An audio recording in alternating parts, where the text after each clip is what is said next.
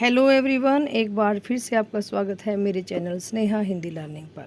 और आज मैं आपके लिए लेकर आई हूँ कक्षा 8 वसंत की एक कविता, यह सबसे कठिन समय नहीं है। इस कविता की व्याख्या करने से पहले चैनल को लाइक कीजिए, सब्सक्राइब कीजिए ताकि आपको आने वाली वीडियो के नोटिफिकेशन मिलते रहें। तो थोड़ा सा कविता के सार के बारे में जानते हैं। इस कविता में कवित्री कहती है कि अभी सबसे कठिन समय नहीं है, क्योंकि अभी भी चिड़िया तिनका ले जाकर घोंसला बनाने की तैयारी में है।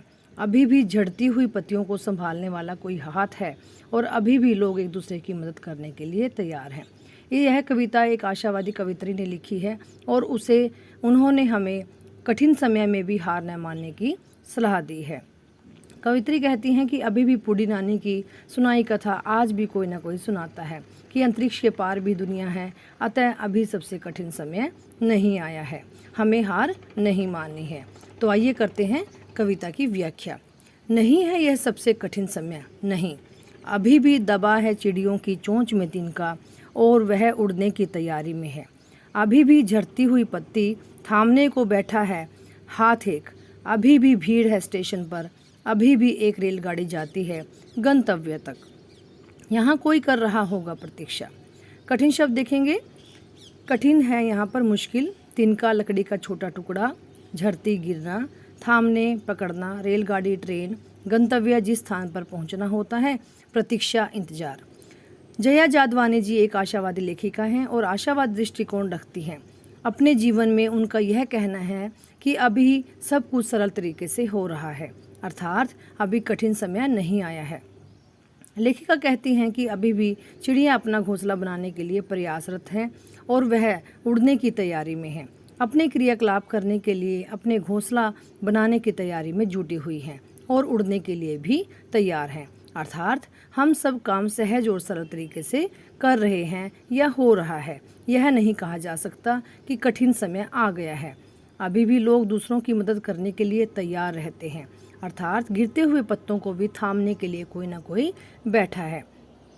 अभी भी लोग स्टेशन पर आते जाते रहते हैं, अभी भी एक रेलगाड़ी जाती है, रेलगाड़ी अभी भी यात्रियों को एक स्थान से दूसरे स्थान तक उनकी मंजिल तक लेकर जाती है, जहां कोई उनका अभी भी प्रतीक्षा कर रहा होगा। रेलगाड़ी उनको उनकी मंजिल तक लेकर जाती है, अर्थात यह सभी क्रियाएं स्वाभाविक रूप से हो रही हैं। तो यह नहीं कहा जा सकता कि कठिन समय की शुरुआत हो गई है। गिरते हुए लोगों को थामने के लिए, उनकी मदद करने के लिए व्यक्ति तैयार होता है और स्टेशन पर लोगों की भीड़ लगी हुई है, यात्री आ रहे हैं, जा रहे हैं, रेलगाड़ी उनकी मंजिल तक पहुंचा रही है और कोई उनकी प्रतीक्षा भी कर रहा है। यह सब स्वाभाविक है और सहज तरीके से हो रहा है। यह सब स्वाभाविक और सहज तरीके से इसलिए हो रहा है क्योंकि नहीं कहा जा सकता कि कठिन समय आ गया है। आगे कवित्री कहती हैं कि अभी भी कहता है कोई किसी को जल्दी आ जाओ, कि अब सूरज डूबने का वक्त हो गया है। अभी कहा जाता है उस कथा का आखिरी हिस्सा जो बूढ़ी नानी सुना रही सदियों से।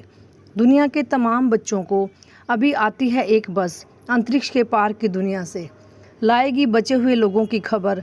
नहीं, यह सबसे कठिन समय नहीं है, अभी आती है एक बस। कठिन शब्द देखें तो वक्त, समय, कथा, कहानी, आखिरी, अंतिम, हिस्सा, भाग, सदियों पुराने समय से, तमाम, बहुत सारे, अंतरिक्ष, ब्रह्मांड, खबर, समाचार, कठिन, मुश्किल। कवित्री कहती है कि अभी भी कोई किसी का इंतजार कर रहा है, उसे पुकारता है और कहता है सूरज डूबने का समय हो गया है, कि तुम लौट आओ। अभी भी बूढ़ी दादी नानी पुरानी कहानियाँ सुनाती हैं, उसकी अंतिम हिस्से की बहुत ही रोचक तरीके से सुनाते हैं। दुनिया के बहुत सारे बच्चों को बूढ़ी दादी नानी अभी भी परियों की कहानी, अंतरिक्ष की कहानी सुनाती हैं। यहाँ पर लेखिका एक अन्य उदाहरण देती है कि जब दादी नानी बच्चों को अपनी अंतरिक्ष की कहानियाँ सुनाती रहेंगी, दूसरे ग्रहों की कहानियाँ सुनाती रहेंगी, तब तक यह नहीं कहा जा सकता कि कठिन समय की शुरुआत हो गई है। यह सबसे कठिन समय नहीं है क्योंकि सभी क्रियाकलाप सहज और सरल तरीके से हो रहे हैं, सभी अपना अपना कार्य कर रहे हैं, तो यह नहीं कहा जा सकता कि यह कठिन समय है। यह कविता जया जादवानी जी की एक आशावादी कविता है और इस कविता के माध्यम से कवित्री ने हमें आशावादी रहने की सीख दी है और समय को मुश्किल न समझकर एक दूसरे का साथ देने की भी सीख दी है। आशा करती हूँ आपको कविता का सार बहुत अच्छे से समझ आया होगा। Thanks for watching.